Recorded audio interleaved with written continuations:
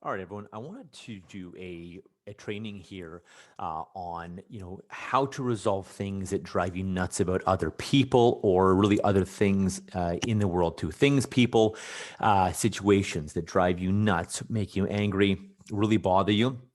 I wanted to do a video on how to resolve them because there's a secret here, and the secret is that the things that drive you nuts the most about other people, situations, problems is actually there's something out of balance in yourself. There's nothing wrong with you. I want to make sure I'm clear with that. However, there is something out of balance within yourself. So, what we're going to do is we're going to look at a technique called perception is projection and a process called perception is projection. This is part of NLP and comes from Carl Jung's work. Carl Jung was one of the grandfathers of, grandfather of modern psychology and really intelligent person. And he had found that by need, we project a lot of our unconscious stuff onto others, people, places, things around us, because it's that unconscious, right? It's our own brain essentially showing us a reflection or a mirror image of ourselves, right? That's why it's called perception is projection. And really, the bigger the thing is, the more unconscious it is, the more it'll bug us, the louder it'll be, so to speak, the more it'll drive us nuts, the more something is out of balance in us. So I'm going to use this as an example. When you see the table I have set up here, and so you see this, it says perceptions projection. There's a title, behaviors. There's a second heading, positive intention or positive aspect. There is a question: do you need more or less in your life, or is this pretty much neutral? And what actions are needed, right? So, this will help you get some major ahas and learnings from the things, people, situations that drive you nuts. And so, this is key. The truth will set you free. And wow, have I ever helped people and myself heal family rifts in friendships, get a lot of amazing learnings for myself and for my clients that'll propel you forward, help you grow, and it'll almost guarantee you that these things won't bother you anymore about the other person or situations. They'll still be there. And then you can have a conversation about correcting them if need be. However, these things really won't bug you anymore, or it's certainly not to the same degree. So I'll use an example. I had a client, Claire, and Claire had come to me because she's, her boss was driving her nuts. And so I said, okay, what are your boss's behaviors that drive you nuts? And she said, well, he's really cocky. So he's really cocky. So I put in cocky, right? And I said, okay, what else? And you usually leave a line or two here for you to give you a space. So cocky. Okay, what else? Well, he's full of himself, she said. Okay, good. What else? She said, well, he's he walks around with his head high all the time. I said, okay. What else? What else? And she said, well, he's so he goes around, he says hi to everyone and talks to everyone, etc. I said, okay, anything else? She's like, well, he always bugs me. I said, okay, well, why does he bug you? And because he always, he always wants to help and know what's going on. I said, okay. So she's like, he's bugging me. He drive me nuts. I'll say anything else. Anything else that he talks too much. He talks too much and annoys me. I said, okay, good. So these were some of these symptoms that had driven her nuts. So from this, and it could be anything. It could be literally anything. Someone chews too loud. Someone is too by the book. Someone's too by the book. And that was one of her complaints too. He's never serious, always having fun, right? So again, it could be anything. Someone, they do too much of something, they do too little of something. So what you want to look for is the positive intention or positive aspect of that behavior. And again, this is for you. It doesn't matter if it's right or wrong. It doesn't matter if that's truly what they believe or they feel or the situation calls for. It's again what you perceive. Again, remember, this is you. So it doesn't matter. For example, when we ask Claire, what's the positive intention of your client that's cocky? She's like, well, there's no positive intention being cocky. I said, well, there's always a positive intention to something. Every behavior is motivated by a positive intent. And we'll talk about that later on in the modules as well, when I talk about looking at life and people and things in a whole new way. So I said, what could be a positive intention that he's cocky? And she said, well, he's certainly very confident. And I said, okay, well, very confident. And she says, he knows his value. So we typed that in. That's a positive intent. I said, Claire, someone being full of themselves. What's the positive intent behind that? And she said, well, I guess he knows his expertise, knows he's very capable. Okay. I said, good. And anything else? Full of himself. And she said, well, he's strong-willed. I said, okay, good. And remember, guys, you don't have to read their minds. This is basically what you think it means. So it could be anything. Make it up, right? It's what it means to you, right? So I said, anything else? He's full of himself. Anything else? She said, well, no, he knows his expertise. He knows he's capable. He's strong-willed. And, she said, that's probably it. I said, okay. He walks around with his head high all the time. What's the pause intent? She says, well, he's very confident. I said, okay, good. Anything else? She said, well, he really knows himself and likes himself. Good. So you see how this is working, guys? We take a behavior that drives you nuts, whatever it is, snoring too loudly, being too by the book, being not by the book enough, whatever it is. And we see, okay, what could be the positive intent behind it? So make it up again, make it up. Or someone, let's say you have let's say a mother or father that's overbearing or a grandparent that's overbearing, right? What is the positive intent behind that? Or a wife or husband or someone that, complains a lot, or that complains about things you do a lot, or corrects you a lot, things like that, right? Or maybe even yells all the time, right? Or gets mad a lot. Anything at all, this will work with. So I said, okay, he says hi to everyone, talks to everyone, and she said, well, he definitely he loves people. And she said, he looks like such a dork doing this. I said, well, remember positive intent. She's like, okay. So positive, he loves people, wants people to feel good. I said, yes. And she wants she said that he wants them to feel welcome. Okay. I said, that's good. And I said, anything else? And she said, well, he wants the work environment to be a good place. Okay.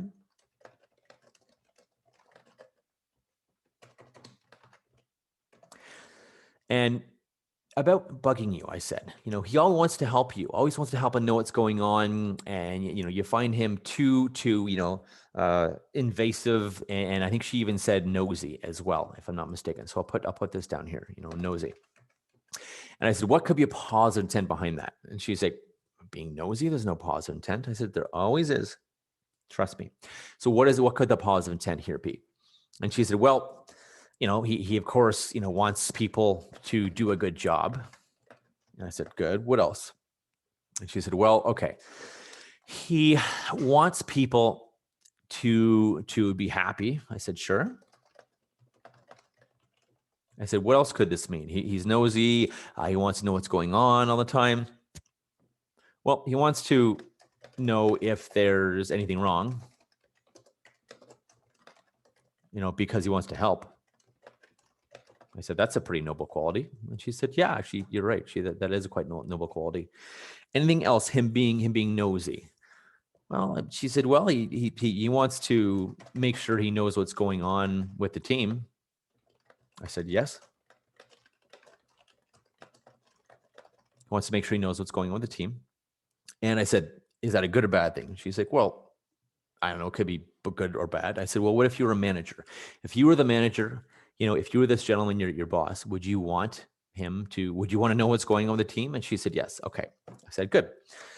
So you see how this is working, everyone. Again, there's always a pause and intention to any behavior. Again, talking to you loud, being mean, being rude, that kind of thing. In fact, she said, he can be rude. And I said, okay, what's the positive intent behind that? She's like, being rude? She's like, there's no positive intent to being rude.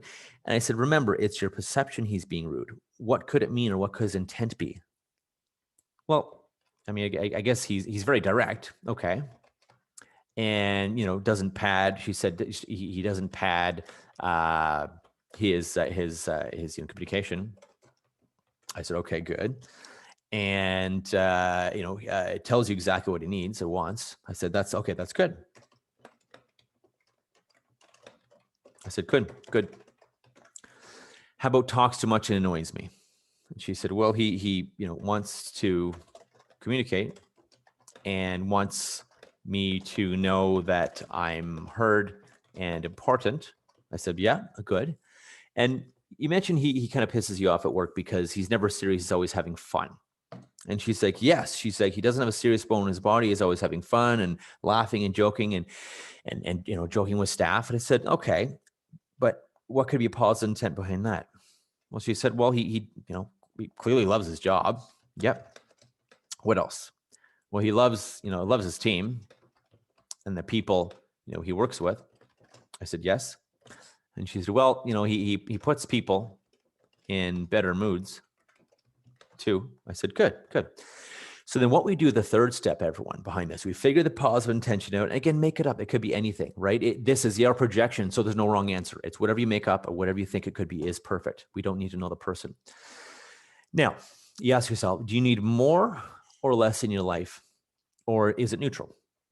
So I said to her, okay, do you need to be more confident? Do you need to know your value more? And she said, yeah, I definitely need to be more confident. So we put a plus there.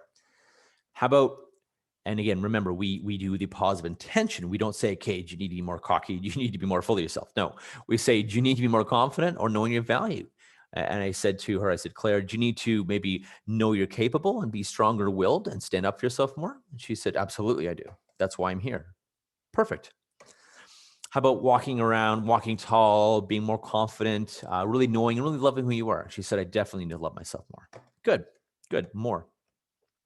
How about, wanting people to feel good, feel welcome, and contribute to a great work environment? And I said, would you do that? She said, well, I do it some, but I could do it more. I could do some. Okay. So I said, okay, I'll give it 1 plus.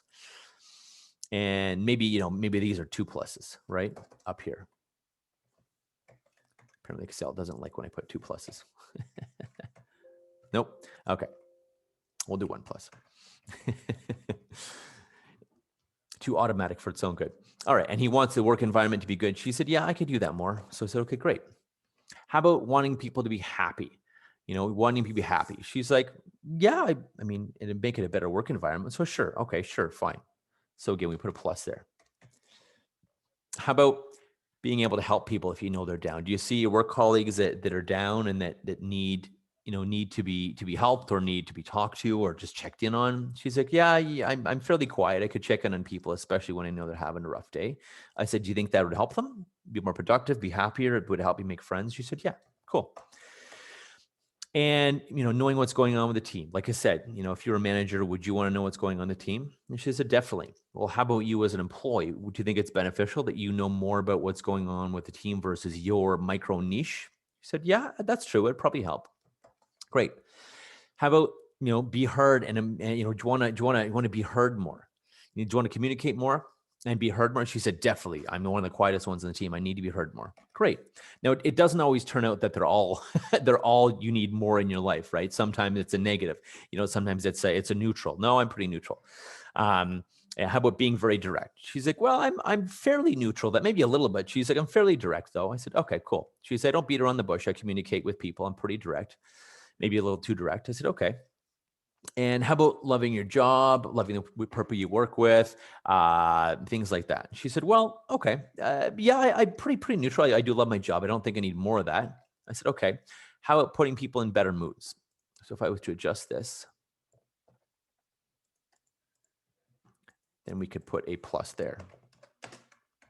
So yeah, I could put people in better moods. Okay, cool. So then the step 4 of what we need to do, everyone, is the actions needed, right? Okay, well, what actions do you need to take to achieve this, to get more of this, or let's say less of something, for example?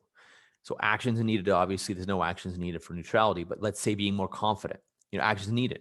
She said, well, I could speak up more. I said, good. What else? She said, well, I could stand my ground. I said, good. And what else?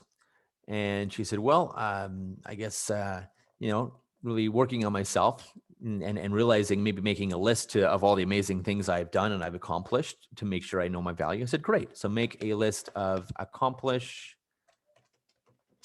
and expertise, because expertise is probably not a word. So how about knowing his expertise? Again, she said, well, that list will help. Okay. So we put the list above, will help. So she needs to do that list of her accomplishments. And, so I said, how about being more strong-willed? And she said, well, like above, speak up more. Okay. Stand my ground. Okay. What else? She said, well, stop taking no for an answer. I said, great. How about for, being more confident, really knowing and liking himself? And she said, I said, how do you need more of that? And how can you get more? She said, well, working on myself, personal development, and even maybe professional development. I said, good. So then what about, loving people, wants people to feel good, feel welcome? And she said, well, I could, make sure I greet everyone every morning. I said, great. I greet and say hi to everyone each morning. I'm typing on a small keyboard here. Again, wants the work environment to be good. I said, how could you contribute to that? She's like, well, maybe making or writing a joke of the day somewhere. Okay, cool. Joke of the day, fun fact for the team. I don't know, a leaderboard, something like that, or a success board when someone does good work. She said I could start that. That'd be a lot of fun, actually. I said, great, awesome. And so you see how this works. You really see how this works here. I mean, obviously, if it's neutral, there's nothing. Unless you think of something, right? She said she could be a little more direct, right? And so I said, okay, be more direct while making sure people understand that it's nothing personal or harsh. So maybe framing the conversation, saying, hey, I'm direct. Please don't take offense to it. So you see how this works, right? And wants to know if there's anything wrong with people because he wants to help. You could, I said, what else could you do? She's like, well, I could ask people if they are okay when I think there's something wrong, or ask more about it when I know there's something wrong, right? So again, you see how this works. It's a very, very powerful process. And so when you do this process, you get a lot of ahas and you realize, wow, there's a lot of positive intentions all these behaviors could mean. All these behaviors that formerly I took offense to or that drove me nuts, right? And then you can figure out, okay, do I need more of this in my life or less than this in my life? Let's say, I don't know, if a positive intention was, I don't know, being more direct. Maybe she needs to be less direct, for example. So then, you'd put a negative here, for example. And what would be an action to be less direct? Well, then it could be, like I said above, framing the conversation, for example, if again, she found she was too direct and needed to be less direct, for example. Right? So you see how this works. So it gives you not only the ahas of the positive intentions this person could be trying to achieve whatever they want to achieve with. They're just all positive intentions instead of they're being jerky or full of themselves or cocky or whatever, right? Or yelling at you. Well, what's their positive intention they're trying to achieve by, let's say, yelling at someone or being rude or mean or perceptively being rude or mean or direct, right? What is that, positive intention? And then what actions do you need to have, and create more of those positive intentions yourself? It's a very powerful tool to both get learnings and great actions for you to take, of course, to not only have this thing they do or situation or problem or person not bother you anymore, but it's also going to improve your life. Work on yourself, personal development, stand up for yourself. Not take no for an answer, for example. Make a list of accomplishments and expertise, whatever it is, right? This is such a powerful tool, guys. I love this tool. So I hope this has been helpful. It's called Perception is Projection. Again, based on a lot of the work about Carl Jung, how we project onto others, people, places, things, situations, what is most out of balance in us. So if you're ever freaking out about something, you can always ask yourself, or if you're freaking out on someone and yelling at someone or upset or mad about someone, you can always ask yourself, how is this about me? Or If you do want to give a coaching situation to someone, if someone is freaking out, you can say to them, what do you need? What is this really about? And if appropriate, how is this actually about you? What is coming up for you here? How is this about you versus the thing, or the thing you're mad or upset or frustrated at, or me, if you're frustrated or mad or upset at me? What do you really need? Because it's about something else, right? The upsetness or the argument or the anger or whatever's happening, right? The being direct or not being direct. You can ask them, how is this about you? What do you need? How can I help you? How can I support you? And then again, when you take all these actions and create all these actions in your own life, you're going to have a massive transformation. And I can almost promise you their behavior, it'll either not drive you nuts anymore, or it will be a magnitude by magnitude of 10 reduced in the amount it bothers you. It might be just a tiny little bothersome thing, or, oh, okay, all right, that's Fred, or that's Sheila, or that's Jane, or that's Stuart. That's okay, cool. It's all good. There's positive intentions behind it. I get it. And you can certainly, if something is harming you, obviously have a conversation and let them know about it. However, it always helps to do this technique first, because then it's less judgy. It's like, hey, what you're doing is bothering or hurting me. If it still is, you may find that it's not after this process. But hey, what you're doing is harming or hurting me. Can you please stop? Again, with this process, it neutralizes almost any family rifts, relationship problems, challenges at work or play, or with friends, colleagues, family, or even your boss. Okay. Hope this has been helpful. Thanks, everyone.